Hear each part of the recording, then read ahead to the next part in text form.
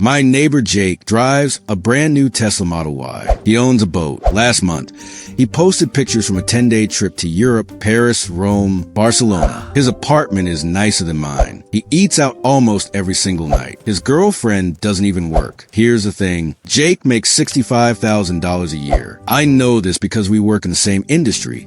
Similar roles, similar companies. I make $63,000. I drive a 2015 Honda Civic. I haven't taken a real vacation in 2 years. I bring my lunch to work in a brown paper bag 4 days a week because I can't afford to eat out. And I have exactly $6,200 in my savings account. So I did something crazy. I reverse engineered Jake's entire financial life. And what I found, it's not what you think. My name is John, and I spend way too much time thinking about breaking down the exact financial mechanisms, hidden debt, creative financing, and lifestyle illusions that allow someone earning $65,000 a year to maintain a lifestyle that would normally require $120,000 or more in annual income, including the unsustainable math, the hidden costs, and inevitable breaking point. If you are someone who looks at your neighbors, your coworkers, or your friends and thinks, how the hell are they affording that Tesla, that boat, those vacations, that lifestyle and the same salary I make? And you lie awake at night wondering if you're doing something wrong or if they're doing something you don't understand. Make sure to hit the subscribe button and give this video a thumbs up if this helps you out. Because today, I'm going to show you exactly how people are pulling this off. The truth is way more uncomfortable than you think. Let me start by laying out everything I can see about Jake's life. This isn't speculation. These are observable facts. The Tesla Model Y, brand new, 2024. Base price, $58,000. Even with decent trade-in, he's financing at least $50,000. That's an $850 monthly payment minimum on a 6-year loan at 6% interest. The boat, it's a small wakeboard boat, probably used, but still worth at least $35,000. If he financed it, and he did, I'll explain how I know later.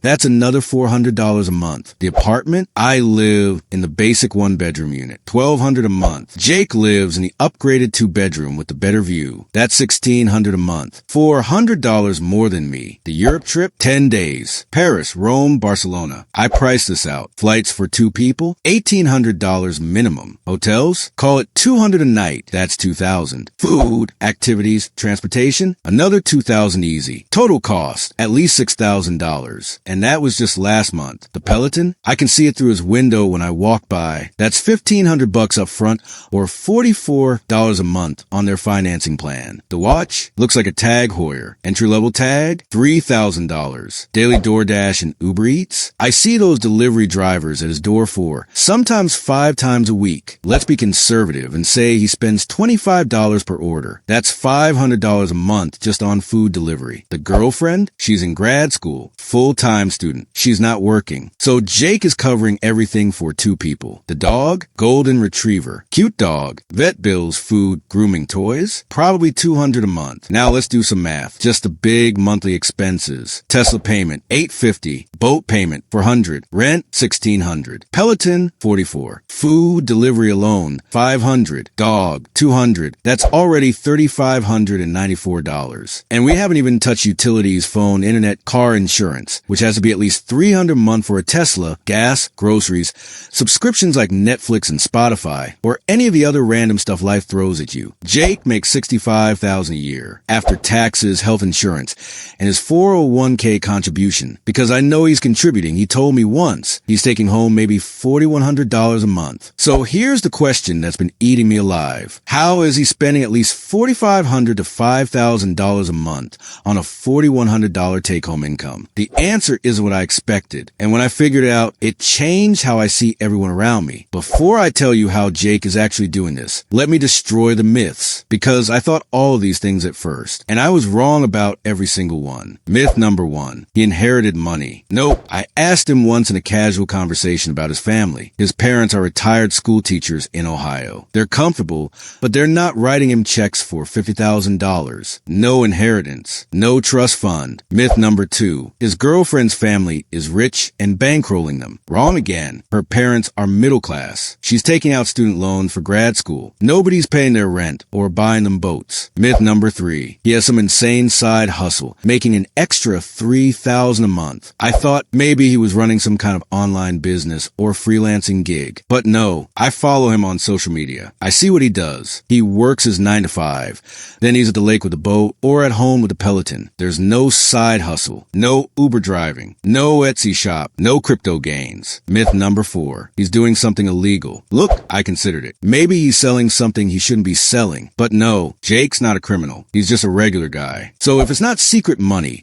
not family wealth, not a side hustle, and not illegal activity, what is it? Here's the uncomfortable truth. Jake is using a financial strategy that most Americans are using right now, and it's not sustainable, but it works in the short term, and it's everywhere. I'm about to show you the 7 mechanisms Jake is using to fund a $120,000 lifestyle on a $65,000 salary. And I guarantee you know at least 3 people doing the exact same thing. All right, let me walk you through exactly how this works. I'm calling these the 7 mechanisms of fake wealth. And once you see them, you can't unsee them. Mechanism 1. 0% financing on everything. Jake didn't pay cash for that Peloton. He didn't pay cash for the Tesla. He probably didn't even pay cash for that watch. Here's how this works. Companies like Tesla, Peloton, even retailers like Best Buy and Affirm offer 0% financing if you have decent credit. So instead of asking, can I afford $1,500 for a Peloton? Jake asks, can I afford $44 a month? The answer is always yes. $44? That's nothing. That's 2 lattes. But here's the trap. $44 a month for the Peloton, $39 a month for the Apple Watch, $60 a month for the new TV, $85 a month for couch, $29 a month for mattress. Before you know it, you've got $300 a month in 0% payment plans, and you don't even notice because none of them feel expensive individually. Jake has at least 6 of these running right now. That's where a big chunk of his lifestyle is coming from. Mechanism 2. Stretched auto loans. That Tesla? Jake didn't finance it over 4 years. He financed it over 7 years. 84 months. The average car loan in the U.S. is now almost 70 months, according to Experian's 2024 data. People are stretching loans longer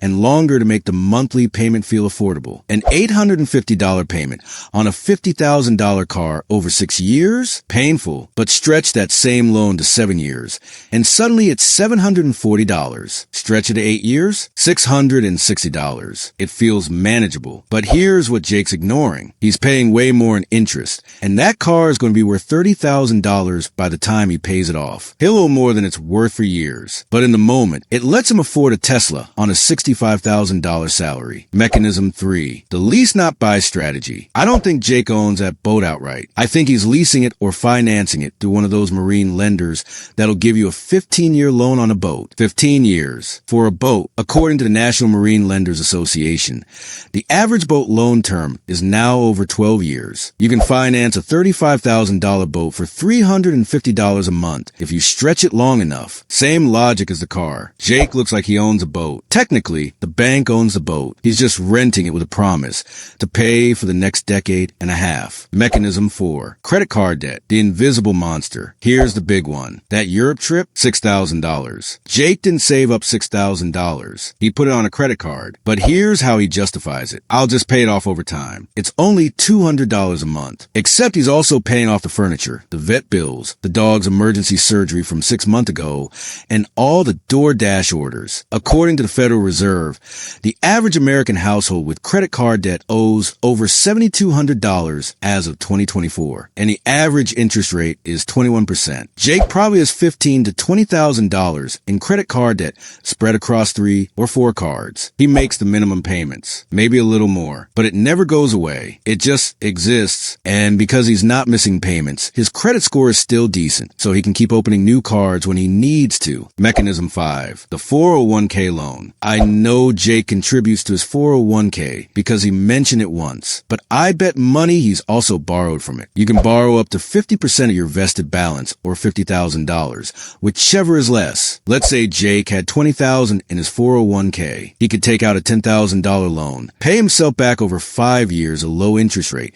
and use that cash for, I don't know, a down payment on the boat, or the Europe trip, or to pay off one of the credit cards, so he could open a new one. It's technically legal. It's his money, but he's robbing his future to fund his present. Mechanism 6. The bank of mom and dad, but not how you think. Remember how I said his parents aren't rich? rich. They're not, but they probably helped him with a few thousand here and there. Not huge amounts. Maybe they gave him $3,000 for Christmas one year and said, put this towards something fun. He used it as a down payment on the boat. Or maybe they co-signed a Tesla loan, which got him a better interest rate and made the payment affordable. It's not a trust fund. It's just small, periodic help that adds up. Mechanism 7. The girlfriend student loans. Here's the darkest one. Jake's girlfriend is in grad school. She's taking out student loans to cover tuition, books, and living expenses. Those living expenses, that's their rent. That's their groceries. That's their lifestyle. She's borrowing $30,000 a year for grad school, but only $20,000 is tuition. The other $10,000 is subsidizing their life right now. She'll owe $100,000 when she graduates,